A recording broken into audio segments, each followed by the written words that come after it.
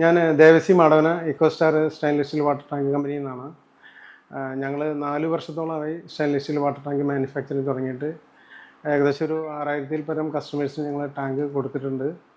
അതിൽ ഇപ്പോൾ ഒരു ലെസൺ ലേൺഡായിട്ട് ഒരു ചുരുങ്ങിയ ഒരു 3-4 കംപ്ലൈൻറ്റുകൾ ഞങ്ങളുടെ ശ്രദ്ധയിൽപ്പെട്ടു.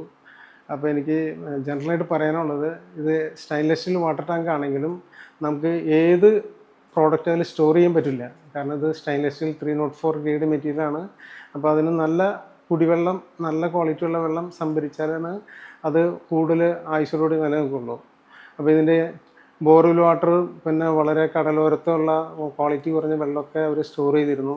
അങ്ങനെ 3-4 കസ്റ്റമേഴ്സിന് അത് പ്രോബ്ലം വന്നിരുന്നു.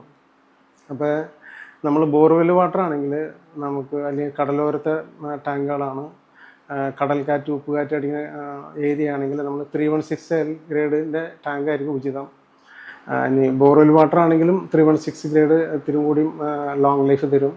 അല്ലെങ്കിൽ ഏറ്റവും ഉചിതമായ കാര്യം, നമ്മൾ ലാബിലൊരു സാമ്പിൾ കൊടുത്ത് അത് ടെസ്റ്റ് ചെയ്തിട്ട് എന്നിട്ട് ട്രീറ്റഡ് വാട്ടർ സ്റ്റോർ ചെയ്ത് നോക്കാം. അപ്പം നമുക്ക് 3 കാറ്റഗറി ടാങ്കുകളുണ്ട്. ഒന്ന് SS 304-ൻ്റെ 0.6 mm ടാങ്ക് ഉണ്ട്.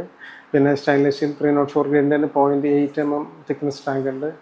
പിന്നെ 316 ഗ്രേഡുള്ള ടാങ്കുമുണ്ട്. അപ്പോൾ ഇങ്ങനത്തെ നമ്മുടെ ക്വാളിറ്റി അനുസരിച്ചുള്ള ടാങ്ക് ചൂസ് ചെയ്യാൻ നമുക്ക് വളരെ ലോങ് ടൈമിലേക്ക് നമുക്ക് അത് ഒരു അസറ്റായി തീരും.